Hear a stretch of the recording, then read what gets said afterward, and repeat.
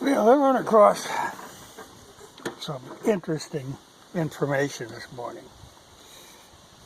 You know,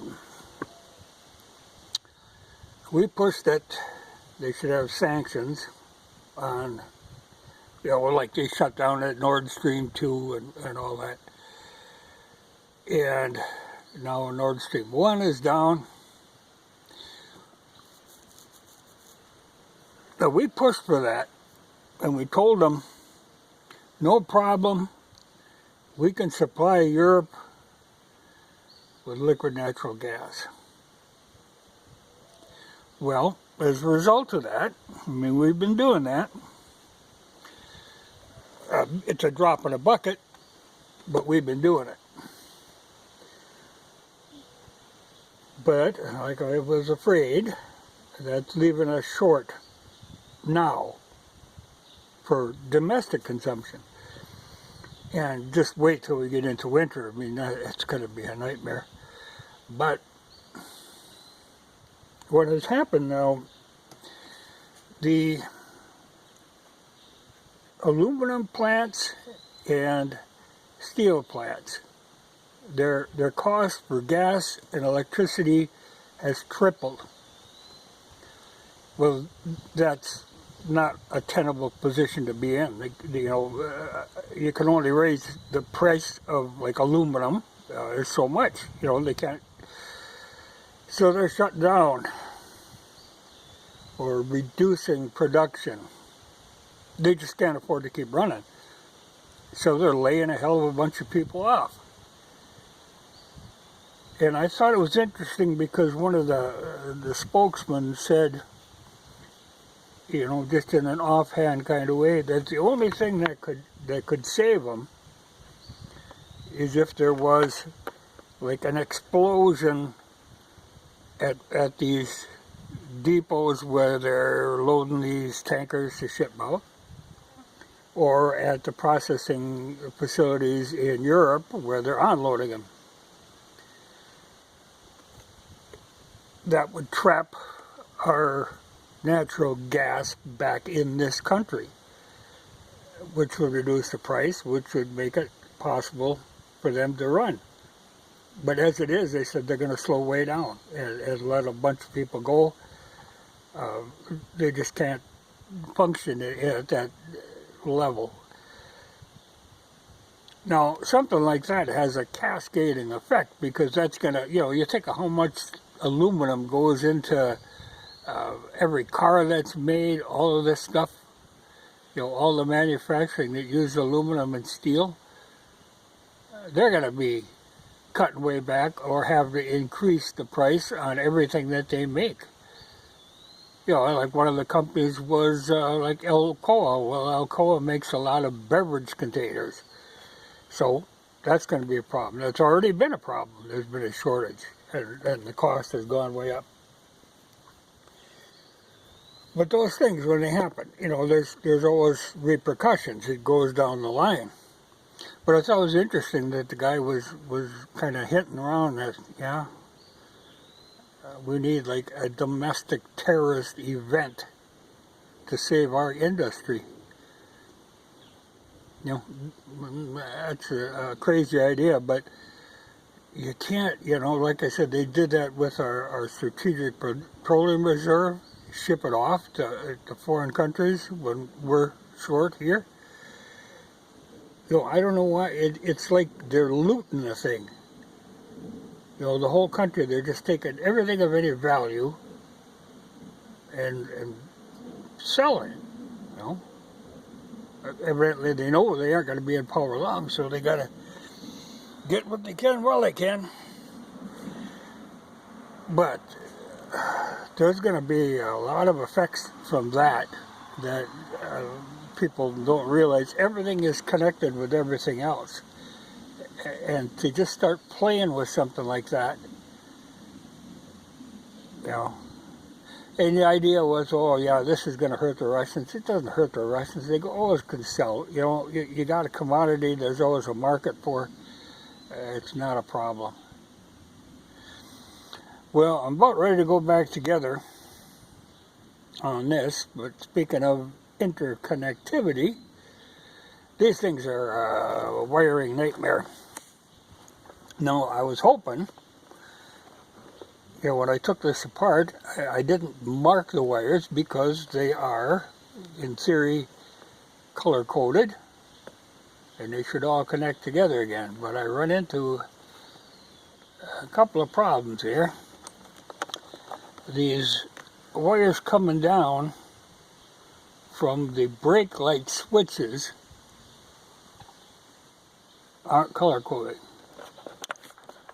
So, I don't know. I got the wire diagram, and I'm going to have to double check everything that I have done and then try to figure out where I could be wrong or what I am missing, because I don't dare hook up the battery until I get this sorted out, because you could have an ozone disaster.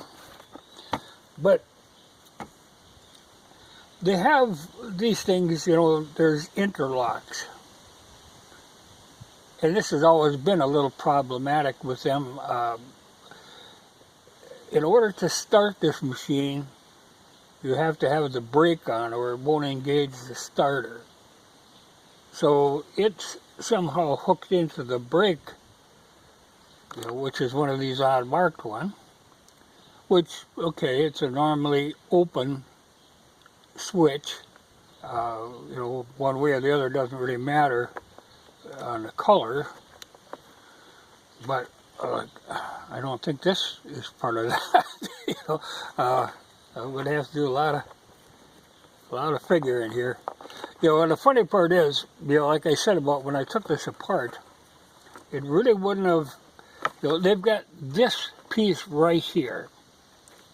If that wouldn't have been there, all of these wires wouldn't have had to been unhooked.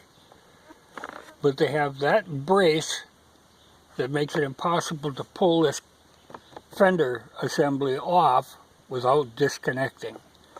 And once you disconnect, I was hoping I could just say, oh yeah, this fits here, and but like I say, color coding has got to be exact.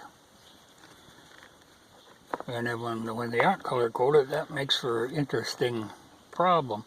And I don't know if it's in camera, but the radiator cap is right here. Oh, I don't know why. This cover goes on here. Why you wouldn't have a little door here that opens that you could get at your radiator cap? But no, this is all held on with these, I talked about these little pop type connectors that always break. They're not the best thing in the world. So I've been replacing them, like here and here with the ones that I got. But in order to get at your radiator cap, you actually have to take off the rack and take off that whole cover assembly. Check if I got water in it. I filled her up.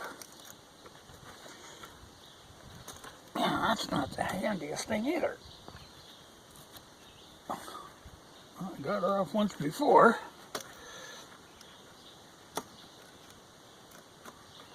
Well, I suppose it's again, an interlock, a safety feature. Well, it's just so full. It's designed so that you can't take it off without pushing it down. And, they try to make these things so safe, with like the interlocking.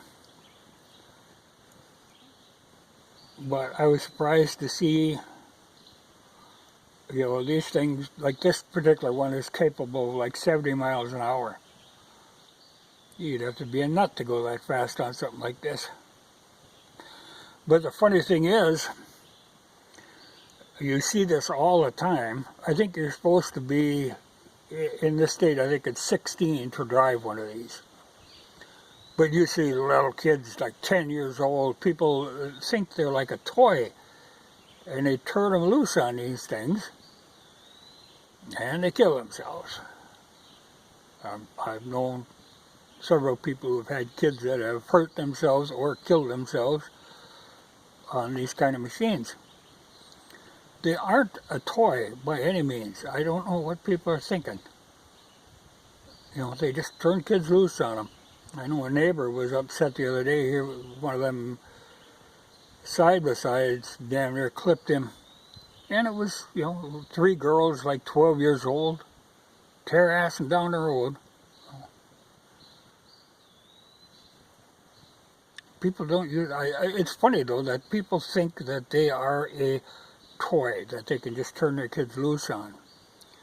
That they are not. But I can't imagine going 70 miles an hour on something like this. One little twitch and you'd be all over. But they keep wanting to make them faster and faster. You know, I'm just looking for something that'll pull. Yeah, this is going to be interesting. But we'll see, you know, in the future here what happens with this gas. Well, boy, I tell you, by the time winter comes, it's going to be an absolute disaster. You know, the cost to heat people's homes is going to be so high. I mean, you can't drive your car now. But when you start, you know, I mean, yeah, part of it is they want to shut down industries in this country. They've been working on that for quite some time. Ship everything overseas. And then if we got left, we're going to price them out of existence. So there goes all them jobs. And yet they keep saying, oh yeah, we're making new jobs. Not here. They're all going overseas. And they have no problem polluting as much as they want. China. Even Germany, I think, is going back to coal because they can't get enough gas. I'm just glad I heat with wood. But I just can't imagine, you know, if you triple the cost to heat your home, and triple the cost for power, and then, oh yeah, get an electric car. You ain't gonna have a job. You ain't gonna be able to heat your home. I don't know how people are gonna pay bills. And then they want you to buy an electric car. When the power grid can't handle it now. That's a mess. But the sad thing, it's a self-inflicted mess. But that stuff is all tied together. And there's an effect, if, you know, when you start shutting down like an aluminum plant, you know, you think, oh, well, we'll just buy aluminum someplace else. It doesn't work that way. That's a hell of a lot of jobs that are going to be gone. Like they'll say, oh, they can learn the code.